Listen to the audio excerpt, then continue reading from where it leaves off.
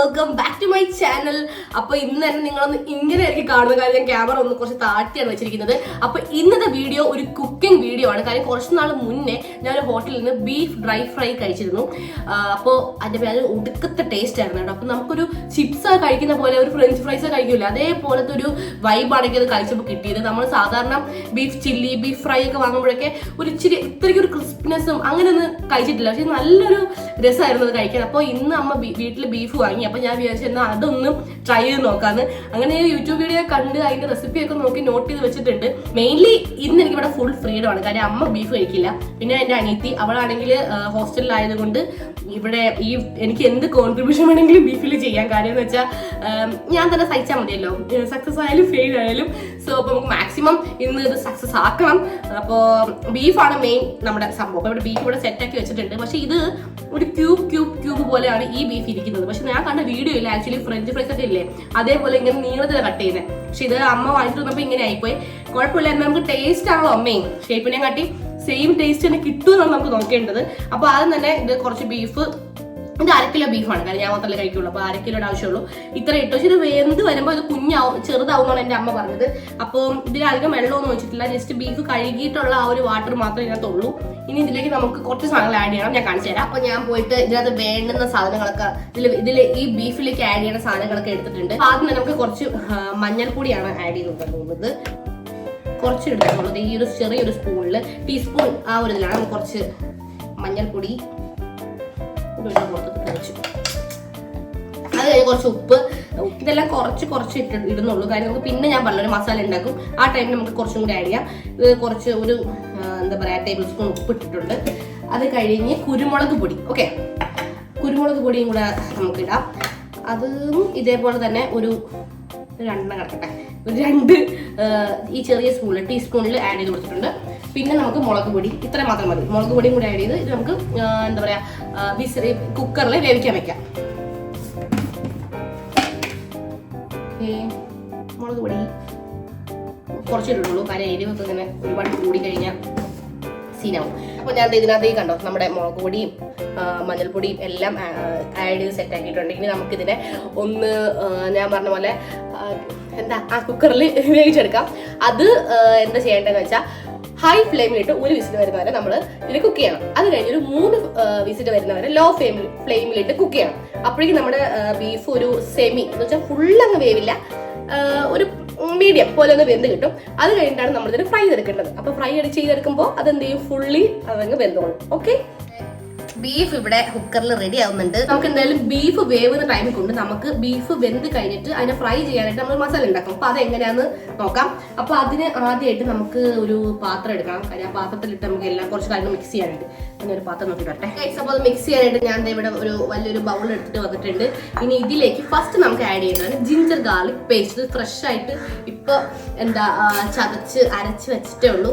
അപ്പോൾ ഇതൊരു എന്താ പറയുക, ഒരു വെളുത്തുള്ളി അല്ല, ഒരു ഫുൾ വെളുത്തുള്ളി, പിന്നെ അതേപോലെ കുറച്ച് ചെറിയ പീസ് ഇഞ്ചി. അപ്പോൾ അതിൻ്റെ ഒരു ഇതാണ്, അത് വെച്ചിട്ടാണ് ഇത് ഉണ്ടാക്കിയിരിക്കുന്നത്. കാര്യം 1/2 കിലോ അല്ലേ ഉള്ളൂ ബീഫ്. അപ്പം നമുക്ക് ഇത്രയൊക്കെ മതി. അപ്പം നമുക്ക് എന്തായാലും ഇത് അതിനകത്തേക്ക് ഇടാം. ആദ്യം ആ ബൗളിലേക്ക്. അടുത്ത് നമുക്ക് വേണ്ടത് മുട്ടയാണ്. മുട്ട ഫുള്ളായിട്ട് നമുക്ക് വേണ്ട, ഇതിൻ്റെ എഗ് വൈറ്റ് മാത്രം മതി. അല്ലെങ്കിൽ എഗ് വൈറ്റ് ആക്ച്വലി ഓപ്ഷണലാണ്. ഓപ്ഷൻ എന്ന് വെച്ചാൽ ഒരു ഓപ്ഷൻ പോലെയാണ്. എഗ് വൈറ്റ് അല്ലെങ്കിൽ കോൺഫ്ലോർ ആണ്. അപ്പോൾ കോൺഫ്ലോർ ഇവിടെ ഉണ്ടോ? ഇല്ല. കോൺഫ്ലോർ ഇവിടെ ഇല്ലാത്ത ഇന്ന് 2 മുട്ട അങ്ങനെയോ ഈ വൈറ്റ് ഉപയോഗിച്ചാൽ മതി നമ്മൾ പറഞ്ഞോ. ഓക്കെ, എനിവേ അപ്പൊ എന്തായാലും കോൺഫ്ലവർ ഇവിടെ ഇല്ലാത്തത് കൊണ്ട് തന്നെ നമുക്ക് മുട്ടയുടെ എഗ് വൈറ്റ് വെച്ച് അഡ്ജസ്റ്റ് ചെയ്യാം. ഓക്കെ, അപ്പൊ ഇതിന്റെ നമ്മുടെ ആ യെല്ലോ മഞ്ഞ മാറ്റിയിട്ട് വൈറ്റ് മാത്രം എടുക്കണം. അതൊക്കെ ഇനിയിപ്പോൾ എങ്ങനെയൊക്കെയാണോ എൻ്റെ. അപ്പൊ നമുക്ക് ആദ്യം എന്തായാലും ഞാൻ കുറച്ച് വീഡിയോസിലൊക്കെ ഇത് കണ്ടിട്ടുണ്ട്. നമ്മൾ എഗ് വൈറ്റ് മാത്രം എടുക്കുന്നത്. ഇങ്ങനെ ഒരു ഹാക്കൊക്കെ ഉണ്ട്. നമ്മൾ ഇങ്ങനെ പൊട്ടിക്കുക, എന്നിട്ട് ഇങ്ങനെ ഒഴിക്കുമ്പോൾ ഇങ്ങനെ കണ്ടില്ലേ, ആ പതുക്കെ ഇങ്ങനെ ഒഴിക്കണം. ആ യെല്ലോ കളർ വീഴാണ്ട് ഒഴിക്കണം. ഓക്കെ, ഇനി ഞാൻ കയ്യിലേക്ക് ഇതിനെ ഇടുകയാണ്. തണുപ്പ്, ഫ്രിഡ്ജിനെടുത്ത് മുട്ടയായതുകൊണ്ട് നമുക്ക് തണുപ്പുണ്ട്. ഇനി നമുക്ക് ഇതിനകത്ത് കണ്ടോ യെല്ലോ ഉണ്ട്. അതിനിങ്ങനെ കയ്യിലിട്ട് ഇങ്ങനെ ആക്കുമ്പോൾ എഗ് വൈറ്റ് മാത്രമായിട്ട് കിട്ടും. യെല്ലോ നമ്മുടെ കയ്യിലിരിക്കുകയും ചെയ്യും. ഇത് നമ്മൾ കൈ ഒന്ന് കഴുകാം. ഓക്കെ, ഇപ്പോൾ എന്തായാലും കൈ കഴുകി. അപ്പോൾ പിന്നെ മുട്ടയും കൂടെ ആണെങ്കിൽ നല്ലോണം കൈ കഴുകുന്നത് എപ്പോഴും നല്ലതായിരിക്കും. ഓക്കെ, ഇനി നമുക്ക് ഇതൊന്ന് എന്താ പറയാ ഒന്ന് മിക്സ് ചെയ്തെടുക്കാം. ഇവിടെ മിക്സ് ചെയ്യേണ്ട ആവശ്യമില്ല, പിന്നെ ഞാൻ ചുമ്മാ ഒന്ന് മിക്സ് ചെയ്ത് കണ്ടപ്പോൾ എനിക്ക് പെട്ടെന്ന് ഒന്ന് മിക്സ് ചെയ്യാൻ തോന്നി. ഓക്കെ, ഇപ്പൊ നമ്മുടെ എന്താ കാണിച്ചു കേട്ടോ.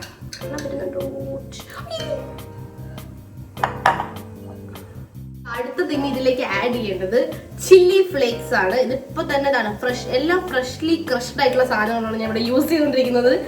അപ്പം ഇതൊരു 3-4 മുളക് ക്രഷ് ചെയ്തെടുത്തതാണ് ചില്ലി ഫ്ലേക്സ്. ഓക്കെ, അപ്പൊ ഇനി ഇത് നമുക്ക് ഇതിലേക്ക് ആഡ് ചെയ്ത് കൊടുക്കാം. അടുത്തത് ഇത് പെരുംജീരകം ചതച്ചതാണ്. ഈ സാധനം ഇത് പെരുംജീരകമാണ് ഈ ഹോൾസിന്റെ കുപ്പിയിലിരിക്കുന്നത്. അത് ചതച്ചതാണ് ഈ കാണുന്നത്. ഇത് കുറച്ച് മതി. ഇതിപ്പോ കുറച്ചധികം അമ്മ ചതച്ച്, ഞാൻ അമ്മ ഉണ്ടോ ചതച്ചത്, അപ്പം കുറച്ചധികം ഉണ്ട്. ഞാൻ കുറച്ചൊന്ന് ഓക്കെ ഇത്രയൊക്കെ മതി. അത് ഞാൻ കുറച്ച് ആഡ് ചെയ്ത് കൊടുത്തിട്ടുണ്ട്. ഒരു ഓവർ ടേസ്റ്റ് ആക്കണ്ട. ഇത്ര ബാക്കിയുണ്ട്. ഞാൻ കുറച്ച് മാത്രമേ ഇട്ട് കൊടുത്തിട്ടുള്ളൂ. ഇനി അതും കൂടി ഇട്ട് നമുക്ക് നല്ലോണം മിക്സ് ചെയ്യാം. കുറച്ച് ഇത് കാശ്മീരി ചില്ലിയാണ്. കാശ്മീരി ചില്ലി അത് നെസ്കഫേയുടെ കുപ്പിയിലിട്ട് വെച്ചിരിക്കുകയാണ്. ഓക്കെ, അത് കുറച്ചിടാം. അല്ല, നമുക്ക് കളർ കിട്ടാൻ വേണ്ടിയിട്ടാണ്. എരിവ് ഇത്രയും ചില്ലി ഫ്ലേക്സ് ഇട്ടിട്ടുള്ളതുകൊണ്ട് അധികം ഇനിയിപ്പോൾ എരിവ് ആഡ് ചെയ്യുന്നില്ല, ഇട്ട് കൊടുക്കുന്നില്ല. കുറച്ച് കാശ്മീരി ചില്ലി ഇട്ട് കൊടുക്കുന്നുണ്ട്. ഇത് വരുന്നില്ല കേട്ടോ, അവരെ കുറേ തവണ ഇടണം. കുറച്ചേ വരുന്നുള്ളൂ, ഇത്രയൊക്കെ വരുന്നുള്ളൂ സ്പൂണിനകത്ത്. തീരാറായി. ഓക്കെ, ഒരു കാശ്മീരി ചില്ലി പൗഡർ ഇട്ട് കൊടുത്തു. ഇനി നമുക്ക് ആക്ച്വലി ഞാനിവിടെ നോട്ട്സിൽ എഴുതി വെച്ചിട്ടുണ്ട് എന്തൊക്കെയാണ് ഇതിൽ കൊടുക്കേണ്ടത്. ഞാൻ ഇതൊരു വീഡിയോ കണ്ടിട്ട് അതുകൊണ്ടാണ് ഞാൻ ഇടയ്ക്കിടെ ഇങ്ങനെ നോക്കിക്കൊണ്ടിരിക്കുന്നത്. ഓക്കെ, അപ്പോൾ ഇനി അടുത്തത് കുറച്ച് മഞ്ഞൾപ്പൊടി ഇട്ട് കൊടുക്കാം. ഒരു റിമൈൻഡർ ഉണ്ട്, കാര്യം നമ്മൾ നേരത്തെ ഇട്ട് കൊടുത്തിട്ടുണ്ടായിരുന്നു ഈ മഞ്ഞൾപ്പൊടിയൊക്കെ. അപ്പോൾ അതനുസരിച്ച് കുറച്ച് ഇട്ട് കൊടുത്താൽ മതി. ഓക്കെ, അതും കുറച്ച് ഇട്ട് കൊടുത്തിട്ടുള്ളൂ. ഓക്കെ, എന്നിട്ട് ഒരു സോൾട്ടാണ്. സോൾട്ടും ഈ ഒരു ഇത് ഇട്ട് കൊടുക്കുന്നുള്ളൂ. എന്നിട്ട് നമുക്ക് ആവശ്യമുണ്ടെങ്കിൽ ഇനി ഇട്ട് കൊടുക്കാം. ഒരു ഫുൾ ടേബിൾ സ്പൂൺ ഇട്ട് കൊടുത്തു. ഓക്കെ, ഇനി നമുക്ക് കുറച്ച് ഗരം മസാല ആഡ് ചെയ്ത് കൊടുക്കാം. അതാണ് വേണ്ടത്. ഇത് അമ്മ വീട്ടിൽ തന്നെ പൊടിച്ചതാണ് കേട്ടോ. ഇതൊന്നും വരുന്നില്ല. എന്ത് സ്പൂണിനകത്ത് ഇട്ടിരിക്കുന്നത് വരുന്നില്ല ഒന്നും. കട്ട് ചെയ്തിട്ടതാണല്ലേ. ഇതിനകത്ത് ഫിറ്റ് ആവാൻ വേണ്ടി എൻ്റെ അമ്മ വലിയ സ്പൂണിനെ കട്ട് ചെയ്ത് ചെറുതാക്കിയതാണ്. അതാണെങ്കിൽ ഒന്നും വർക്ക് ആവുന്നില്ല. ഓക്കെ, അപ്പോൾ കുറച്ച് ഗരം മസാല ആഡ് ചെയ്ത് കൊടുത്തിട്ടുണ്ട്. അത്ര മതി.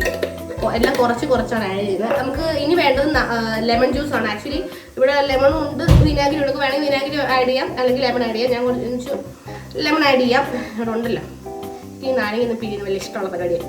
അയ്യോ, ഓക്കെ, നമുക്കൊരു ഹാഫ് ലെമൺ ഒന്ന് പിഴിഞ്ഞ് ഇതിലേക്ക് ഒഴിക്കാം. നല്ല ജ്യൂസിയാണ് കേട്ടോ. ഇത് ഒരുപാട് ജ്യൂസ് വരുന്നുണ്ട്. ശക്തി ഇല്ലാതെ എടുത്താൽ ഇത് പിഴിയാൻ പറ്റും. ഇനി നമുക്ക് നാരങ്ങ പിഴിഞ്ഞു. ഇനി നമുക്ക് നല്ലോണം ഇത് മിക്സ് ചെയ്തെടുക്കാം.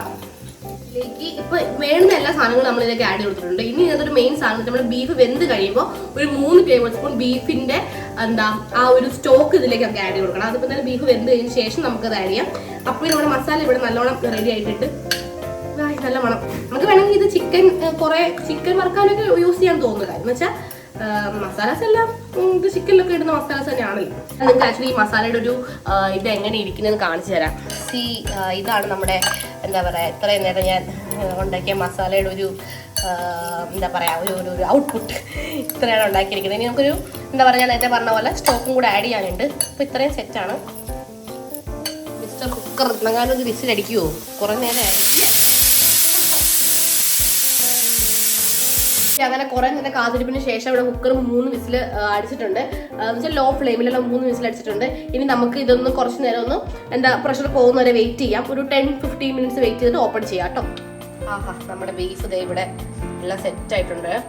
പിന്നെ നമുക്ക് ഇതിനെ നമ്മുടെ നേരത്തെ സെറ്റ് ചെയ്ത് വെച്ചേക്കുന്ന മസാല ഇട്ടൊന്ന് മിക്സ് ചെയ്തെടുക്കണം. ഓക്കെ, അപ്പോൾ നമ്മുടെ ബീഫ് സെറ്റ് ആയിട്ടുണ്ട്. നല്ല മണം കാണിച്ചേ, സൂപ്പർ അല്ലേ?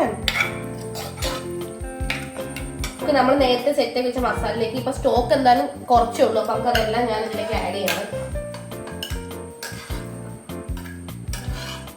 എന്ത് പൊട്ടിപ്പോയാൽ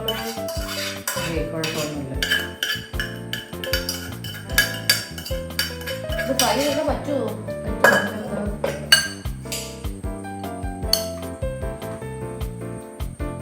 ഇത് ഉടഞ്ഞു പോയി കണ്ടാ വെന്ത്. അതാ 2 അടി മതിയായിരുന്നു. ഞാൻ എന്ത് ചെയ്യും?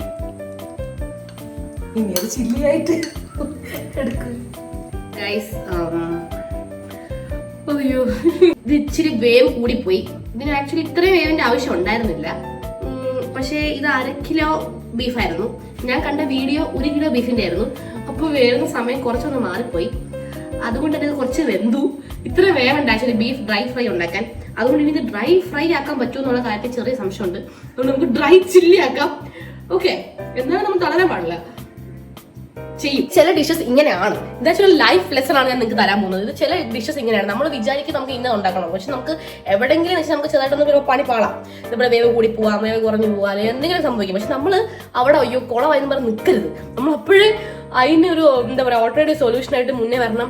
എന്താ പറയുക എന്തെങ്കിലുമൊക്കെ സജസ്റ്റ് ചെയ്യണം. ഇത്തിരി വേവാണ് കൂടി പോയത്. അപ്പോൾ അതുകൊണ്ട് നമുക്ക് ഇതിനെ നമുക്ക് അതേപോലത്തെ രീതിയിലൊരു ഔട്ട്പുട്ട് കിട്ടത്തില്ല. ഇപ്പൊ ബീഫ് ഡ്രൈ ഫ്രൈഡ് ഒരു ഔട്ട്പുട്ട് കിട്ടണമെന്നില്ല.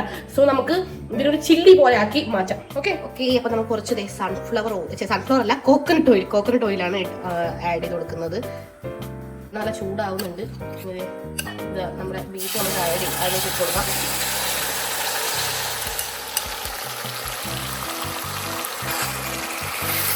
നമ്മൾ ഫ്രൈ ചെയ്ത് സെറ്റാക്കി എടുക്കുന്നതായിരിക്കും.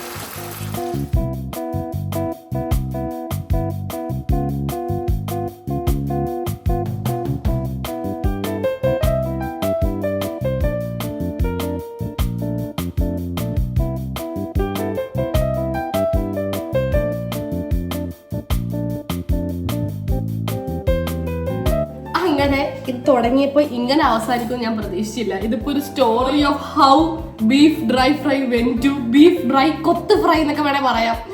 അങ്ങനത്തെ സംടൈംസ് ചില ഫ്ലോപ്പുകളിൽ നിന്നായിരിക്കും ന്യൂ ഡിഷസ് ബോൺ ചെയ്യുന്നത്. നമുക്കതും പറയാൻ പറ്റില്ല. ഇപ്പൊ ഇത് നല്ല ഒരു അടിപൊളി നല്ല മണമൊക്കെ നമ്മുടെ ബീഫ് കൊത്ത് നമ്മുടെ ഫ്രൈ ഉണ്ടല്ലോ അതിന്റെ സെയിം മണമാണ് ഇതിന് വരുന്നത്. ഒരു കൊത്ത് മൊത്തം ഇങ്ങനെ ചിക്കി ഇട്ടേക്കുന്ന പോലെയാണ്. ഞാൻ ക്ലോസപ്പിൽ കാണിച്ചു തരാം.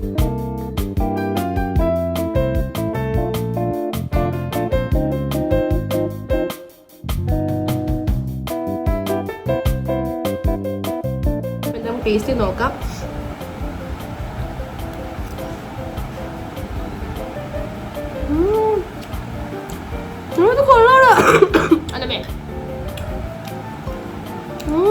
കൊള്ളാം seriously.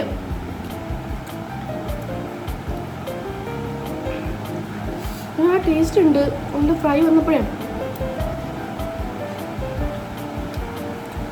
really guys this is tasty.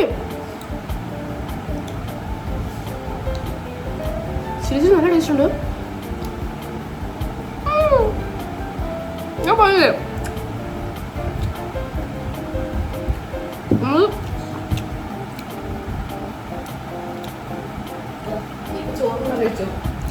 ഇന്ന് കൊള്ളാം. നമ്മളെന്നാ ചോറിനോട് ഇട്ടും കൂടെ കഴിച്ചു നോക്കാം. ലിറ്ററലി ഞാൻ പ്രതീക്ഷിച്ചില്ല. ഞാൻ കുറച്ച് ഫ്ലോപ്പായിരുന്നു. പക്ഷെ ആ ഫ്രൈഡ് തന്നെ നമ്മളൊന്ന് കൊത്തിയിട്ട് എങ്ങനെ ഇരിക്കും സെയിം ടേസ്റ്റാണ് വന്നിരിക്കുന്നത്. അയ്യോ എനിക്ക് സന്തോഷമായി. ഞാൻ പ്രതീക്ഷിച്ചില്ല. നമുക്ക് ചോറിൻ്റെ കൂടെയും കൂടെ ഒന്ന് മിക്സ് ചെയ്ത് കഴിച്ചു നോക്കി എങ്ങനെയാണ് കോമ്പിനേഷൻ നോക്കാം. ചൂട് ചോറ്, ചൂട് ബീഫ് കൊത്ത്. ഇവിടെ ഞാൻ മാത്രം അഭിപ്രായം പറയുള്ളൂ. അല്ലെങ്കിൽ നിങ്ങളെ വിശ്വസിപ്പിക്കാതെ കൊള്ളാന്ന്. അമ്മ കഴിക്കില്ല.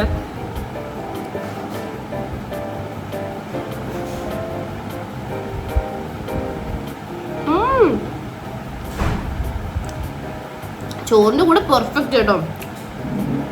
അടിപൊളി. ആഹാ സെറ്റ്. എന്തായാലും സന്തോഷമായി. ഇത് ഫ്ലോപ്പ് ആയില്ലല്ലോ. എന്നാ വിചാരിച്ച് ഫ്ലോപ്പായി പോകുന്നു. പക്ഷെ ആസ് എ ടോൾഡ് ഫ്ലോപ്പ് ആയെന്ന് തോന്നുന്നുണ്ടെങ്കിൽ നമ്മൾ അപ്പോഴേ നമ്മുടെ ക്രിയേറ്റിവിറ്റി ഉപയോഗിച്ച് വേറൊരു സംഭവത്തിലേക്ക് മാറ്റാം. അപ്പോൾ എന്തായാലും എനിക്കിത് ഇഷ്ടമായി. നല്ല അടിപൊളിയായിട്ടുണ്ട്. സോ ഗൈസ് നിങ്ങളിത് ട്രൈ ചെയ്ത് നോക്കും. ബീഫ് ഡ്രൈ ഫ്രൈ ആണ് ഞാൻ ഉദ്ദേശിച്ചെങ്കിലും ഇത് ബീഫ് കൊത്ത് ഡ്രൈ ഫ്രൈ ഒക്കെ ആയി മാറി. നമുക്ക് ഇഷ്ടമുള്ള പേരിടാം. അപ്പോൾ എന്തായാലും എനിക്കിഷ്ടമായി. Do try it. എപ്പോഴും കറിയും റോസ്റ്റൊക്കെ ഉണ്ടാക്കുന്നത്. അപ്പോൾ ഇതേപോലെയൊക്കെ ട്രൈ ചെയ്ത് നോക്കും. നിങ്ങൾക്ക് ഡ്രൈ ആയിട്ടുള്ള ഫ്രൈ പോലത്തെ ഐറ്റംസ് നല്ല ടേസ്റ്റാണ്. നല്ല ടേസ്റ്റ് ഉണ്ട്. നിങ്ങൾ ചോറൊക്കെ കഴിക്കട്ടെ. അപ്പോൾ ടാറ്റാ. ഈ വീഡിയോ ഇഷ്ടപ്പെട്ട ഉറപ്പായിട്ട് like, share and subscribe. By.